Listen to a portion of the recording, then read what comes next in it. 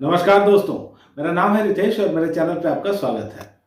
दोस्तों, आज बात करेंगे एक सीरीज के बारे में। नाम है स्कूल ऑफ लाइज।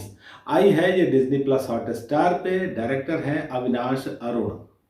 दोस्तों, रिव्यू की शुरुआत करने से पहले एक रिक्वेस्ट आपसे कि यदि आपने अब तक मेरे चैनल को सब्सक्राइब नहीं किया है तो जरूर ही कर लीजिएगा, क्योंकि वेब सीरीज और मूवीज के रिव्यू के साथ साथ आपको यहाँ मिलती है ओटीटी की दुनिया की हर जानकारी।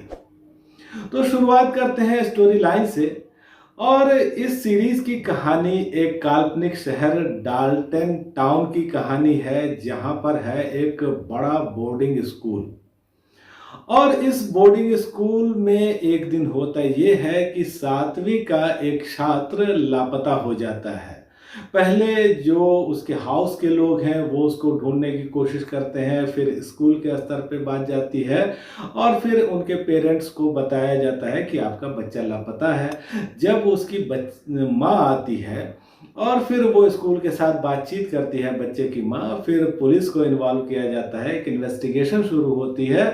और जैसे जैसे ये इन्वेस्टिगेशन आगे बढ़ती है, कई परतें कहानी की हमारे सामने खुलती हैं, कई किरदार हमारे सामने आते हैं और इसी तरह से इस सीरीज की कहानी आगे बढ़ती है।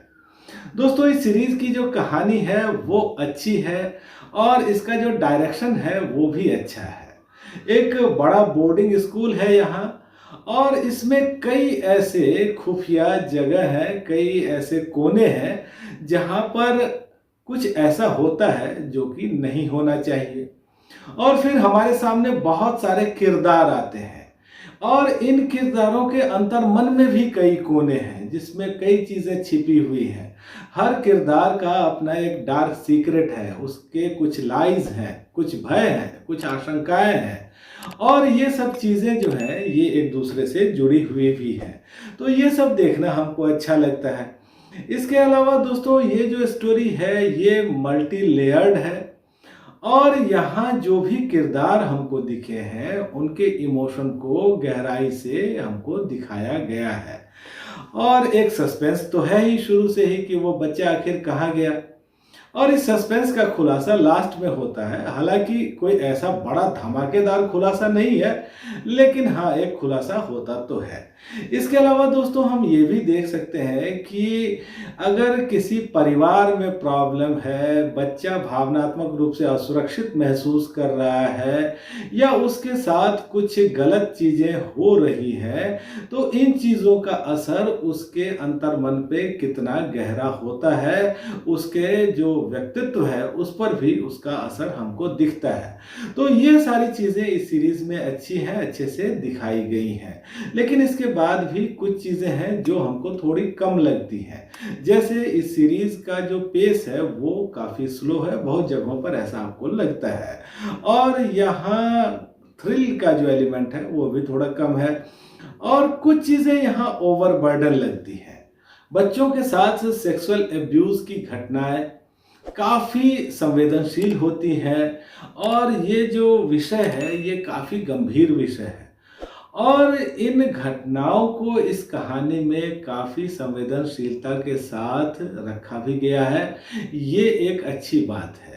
लेकिन जब हम अलग अलग किरदारों के साथ इसी तरह की चीज़ें देखते हैं, सेक्सुअल अब्यूज जैसी चीज़ें, और फिर हमको एक यहाँ टीचर दिखती हैं। अब ये जो टीचर है ये इनका स्वभाव बड़ा चिड़चिड़ा है और इनकी अपनी एक कहानी है, लेकिन इस कहानी में भी कुछ ऐसी ही बातें जब सामने आती हैं तो ये लगता है कि ये जो चीज़ें हैं ये ज़्यादा हो गया, कुछ ओवरबर्डन जैसा हो जाता है।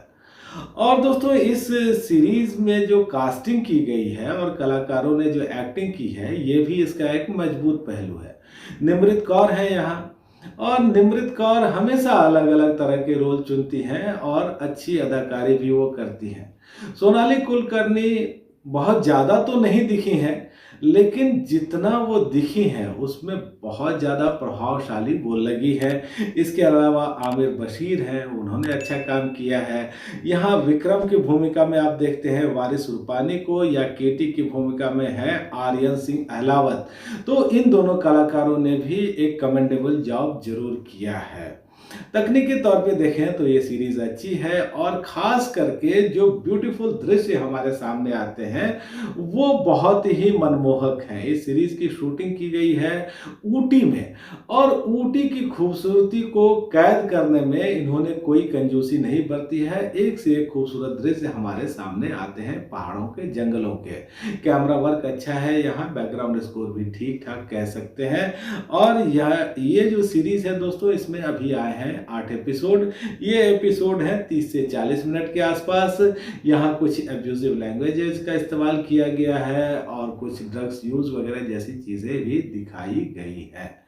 तो दोस्तों ये जो सीरीज है ये बहुत हाई नोट पे तो कभी नहीं जाती, लेकिन एक मल्टी लेयर्ड सीरीज है, इमोशन की पड़ताल अच्छे से करती है और यहाँ जो ट्रुथ और लाई की कहानी है ये जरूर आपको अच्छी लगेगी।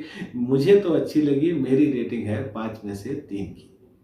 तो दोस्तों आज इतनी ही बात। आपको ये रिव्यू कैसा लगा मुझे कमेंट करके बताइएगा और आपने अगर ये सीरीज देखी है तो भी मुझे बताइएगा कि आपको कैसी लगी। धन्यवाद।